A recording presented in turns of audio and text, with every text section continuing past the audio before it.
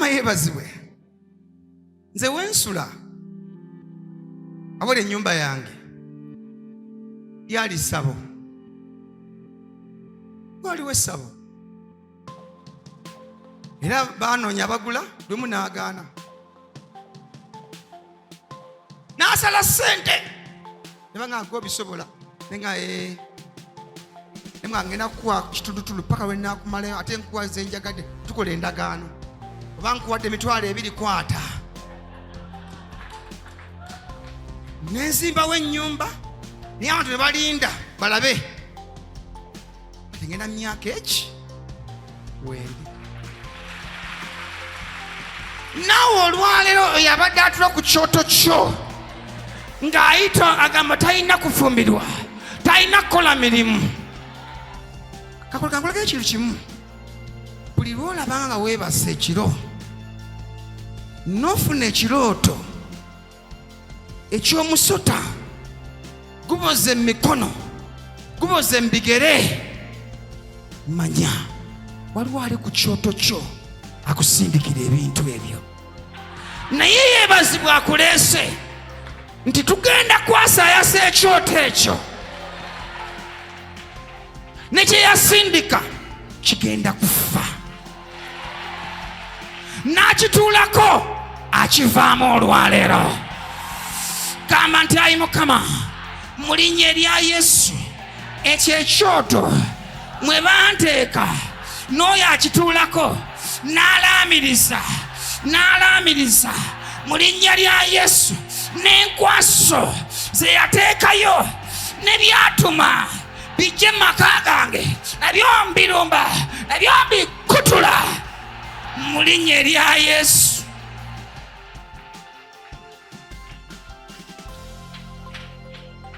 Kati kankulage olinga anaakwavuwaza oba mala omuwa amannya n'agasa ku kyoto, ateekawo omukazi ono omukadde ng'akuma ekyoto nga bw'alaamiriza buli ssaawa tafuna omulimu talina kusikita. Gwe oli omukadde oba abeerawo atya, talya mmere, gendako bugenzi mmanju n'akamawo ku kyoto.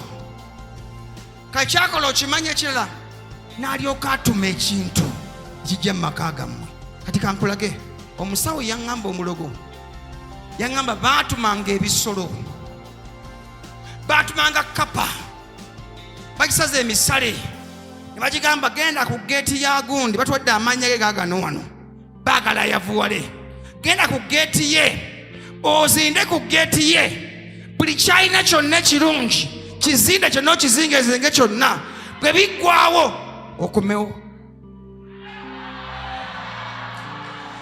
Muli wano mwalabanga kapa nejja ku geeti, kapa nga yeewuunyisa, terya mmere, tenywa mata, ekaaba bukaabi nga mwana.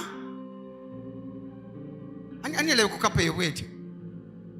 Nejja waka, kapa neekaaba ng'omwana, terya mmese, terina mugaso. Bano bwe baagitumanga ab'ekyoto. N'olyoka ofuna ebizibu, n'oluuzinga omulimu, n'oluuzinga abaana balwala, omukyala n'aluuzinga omulimu, kimu ne kiggwawo awaka, kapa n'egenda yokka. Baatumanga omwoyo gwe bayita ogwa nnamuzinda. Naye mu linnya lya Yesu buli ekyakuzinda kyonna tukirumbagana mu linnya lya Yesu. Gamba nkirumbagana. Kigambe nkulumbagana. Buli ekyanzinda kyonna ekyajjira mu kapa, ekyajjira mu mbwa, ekyajjira mu mmese, ekyajjira mu biku, kye baali baatuma ne kinzinda, kirumbagana. Ekyaleeta obwavu kirumbagana, ekyo nkikutula mu linnya lya Yesu. Genda!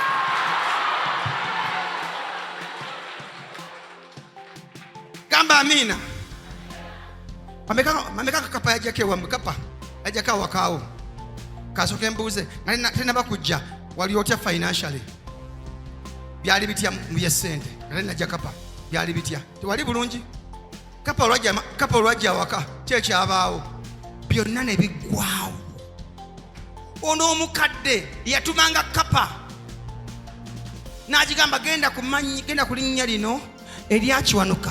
Asitula no bwati, gendayo gy'ali, yingira munda otule ku mulyango, neebagwa tovaawo. Kapa nejja waka temanyi gyevudde, ne mujyaniriza, neebeera awaka, ne mufuna ebizibu, ne muyombagana, ne mulwaza abaana, ne mufiisa abaana, tevaawo. Bwe mwayavuwala yagenda kiro.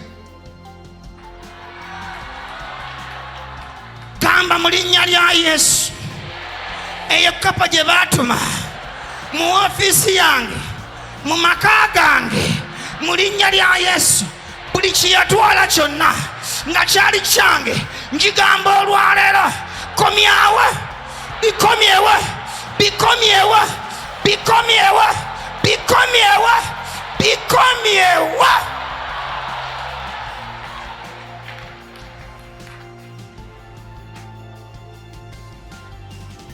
Gamba amina. Webase ekiro nofuna ekirooto musoda guboze mu ngalo, manyi kyogenda okufuna. Guze ono omukadde yagutumanga nagagenda eri omusajja oyo, eri yingini oyo alina emirimu mingi, balina laavu nyingi awaka. Genda gyali, bafuna kontrakiti ez'amaanyi. Genda gyali, bojja mu ngalo. Bw'obojja mu ngalo, omukisa gonna gwalina ne kontrakiti zonna zagenda okufuna zonna zigubojjamu, odduka okomewo. Ku makya kola ne gumuluma, teyakomaawo, emirimu ne gibula gyonna. N'abadde akusuubiza jangu ngenda kukuwa omulimu, tadda. Ono omukadde alina okuva ku kyoto ky'olwaleero. Mugaye gwe omukadde, va ku kyo. Gamba gwe omukadde, mpulira olwaleero, va ku kyoto ky'obadde otuulako, va mu mannya gange g'obadde otambuliramu, va mu bifaanyi by'otambuliramu, biveemu olwaleero.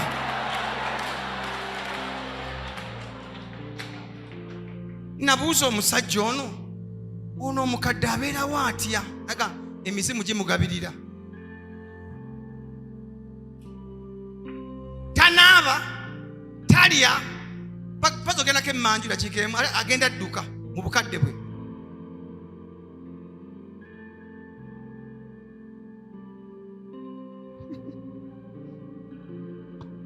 Lwaki ayanguwa okudda? Totoloka. Oyinza okufunirawo omulimu, ofunirawo obufumbo, emizimu ne gimukuba. Mukama yeebazibwe. Ayina kubeera awo emirembe gwe baawaayo, ayina kubeera wano kubanga baamukuwa, akusiraanye, talina kuvaawo. Ayina kuba n'ateekamu enku n'ayiwamu. Jjajja Namuzinda yatafuna omulimu, Kawuula tafuna obufumbo. Lukwata emirimu gye, kwata amagenda ge. Asiibawo, asulawo, naye avaawo olwaleero. Tutuma omuliro, tutuma omuliro, tutuma omuliro, tutuma omuliro, tutuma omuliro. Gamba ntuma omuliro.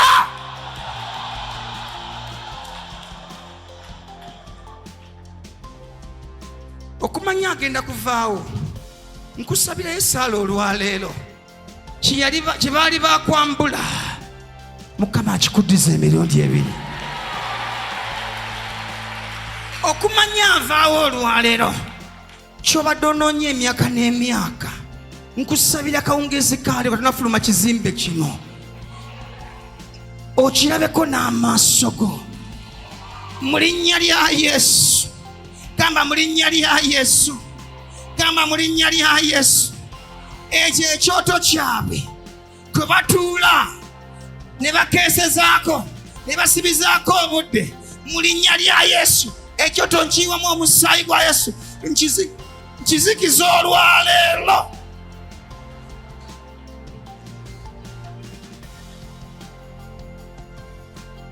Ogenda kwewuunya olwaleero, olina okufuna ekirooto ekikulaga nti osumulukuseeyo.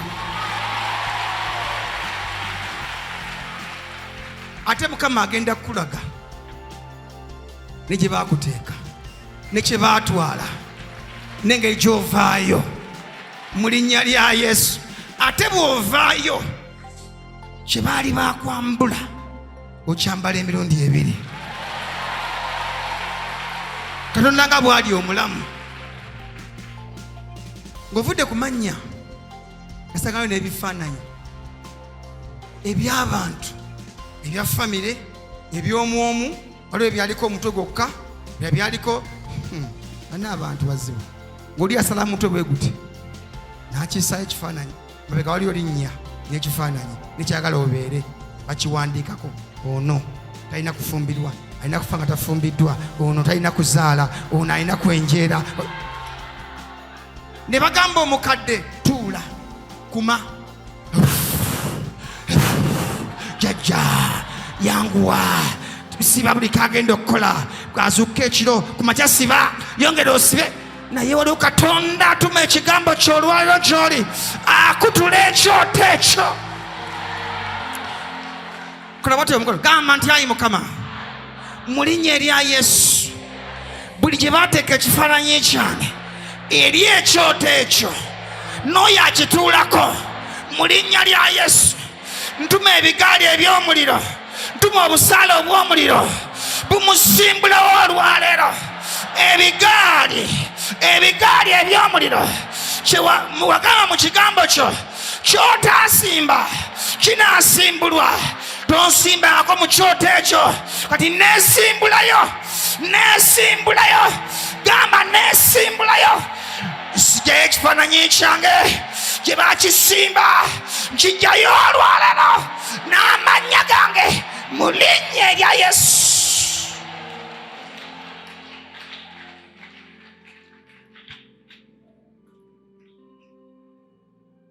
Waliwo ekyoto kyamweyana ekisuula eddalu, ne mubuuza n'aŋŋamba, kino oli yatuwa abantu bano tubasuula eddalu, tebalina kuwona.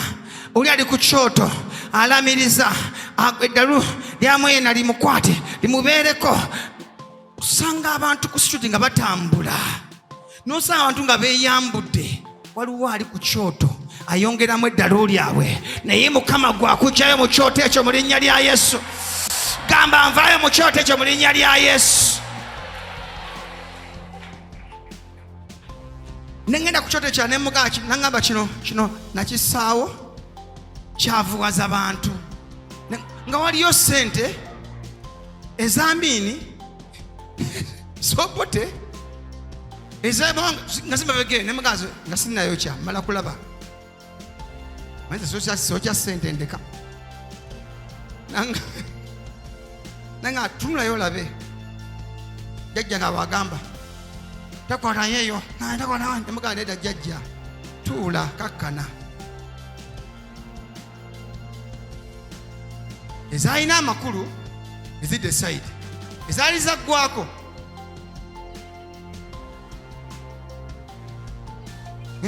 nenzisa amafuta mu motoka nga nkomawo. Nali mmanyi nengenda ku mafuta nemuga teekamu 27 kateekemu. Amafuta yambuuza zino, nemuga si za Uganda, nti za Uganda, teekamu.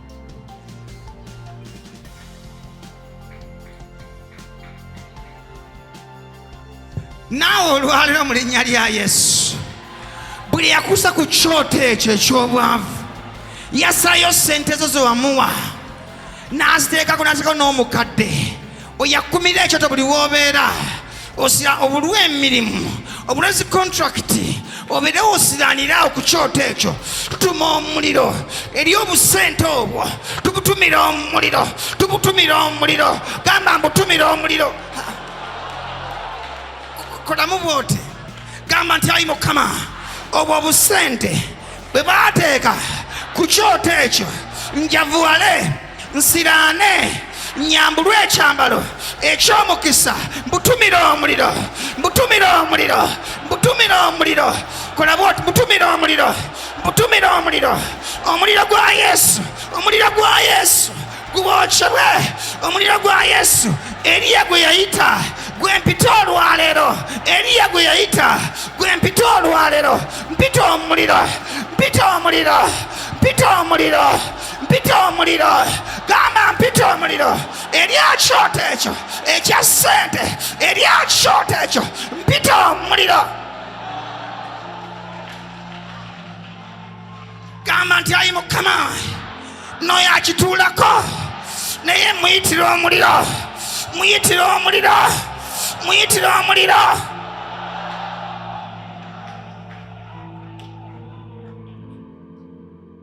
Meka nga otensa okuntegeera kiti tugenda okulwanyisa.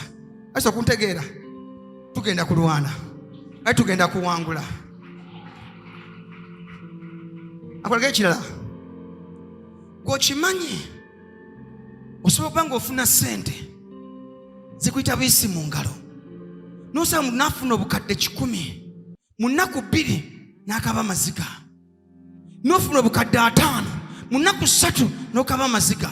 Kiva ku ki? Ono omukadde buli ssente z'ofuna zonna agamba atya,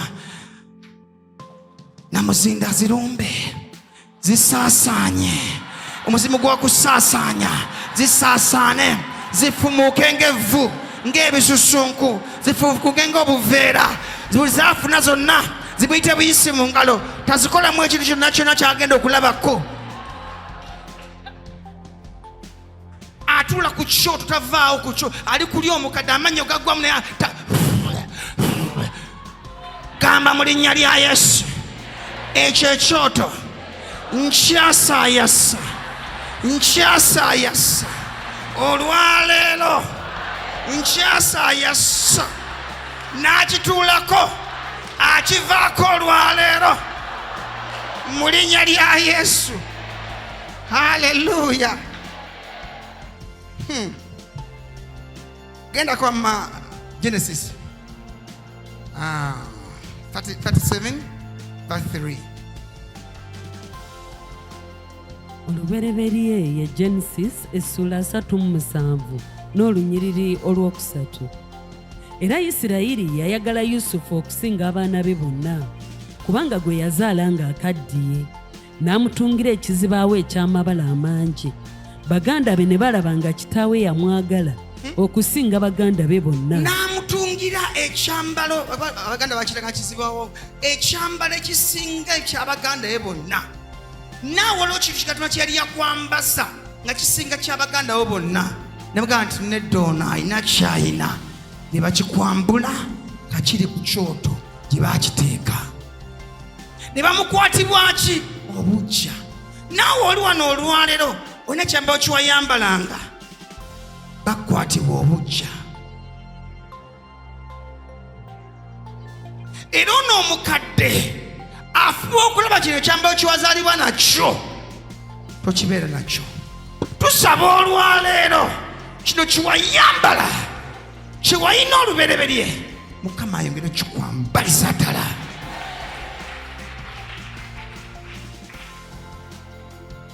Kati kankulage, waliwo n'ekyoto ekyaliko engoye. Nabayo obugoye bw'abaana abato ne mubuuza te buno kye baamutuleetera talina kuzaala.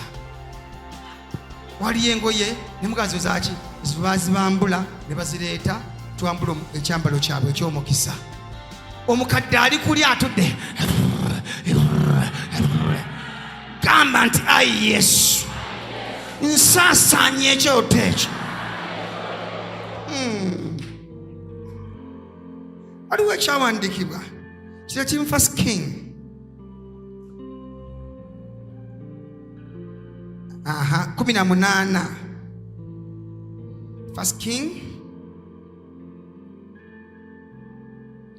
18. Genda kusooka osome olwabiri, talika ku lwabiri.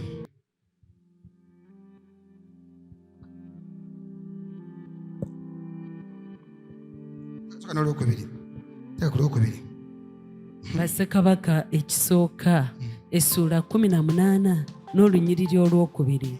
Awo Eriya n'agenda okweraga eri Akabu, era enjala ng'enyiikidde nnyo mu Samaliya.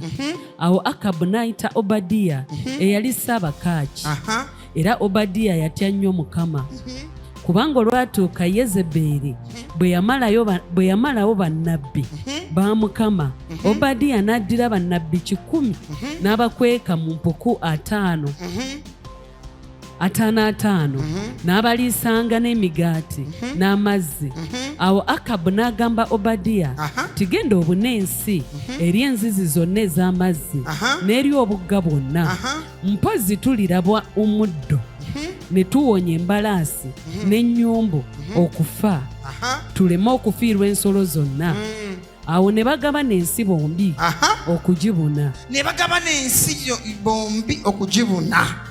Naye bw'ova ku kino ekyambalo, Mukama alina ekyambalo kyagenda okukwambaza okubuna ensi yonna. Mu famire yammwe mwenna nkusabira mu linnya lya Yesu, Mukama akwambaza ekyambalo eky'okubuna ensi yonna.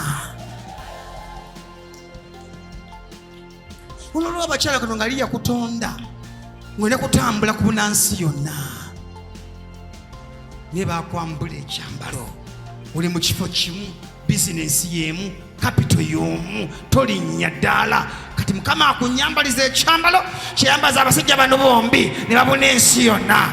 Gamba nti ayi Yesu, tweyambula buli kyambalo kyonna kye twayambazibwa, twambala ekyambalo eky'okubuna ensi yonna. Gamba amiina, gamba amiina. Mukama yeebazibwe. Kimu kijja okutegeeza kino ky'oyitamu mabega waakyo waliyo amaanyi amabi. Tulowooza ni Mukama agezesa bugezesa. Nedda, toli mu kigezo. Lwaki? Singa wadde mu kigezo ebyoto by'oloota byandiraze, toli mu kigezo. N'ebyoto by'oloota bikulaga ti mabega waakino ekizibu ky'oyitamu waliyo amaanyi amabi. Gwe senga obuuza abantu bano bonna balina embeera gye bayitamu, ensi ey'omwoyo ebalaga ebirooto, ebalaga mabega waabwe waliyo amaanyi amabi. Noloota omufu akuwa ssente, noloota omufu agudde mu kifuba, mabega w'omufu waliyo amaanyi amabi.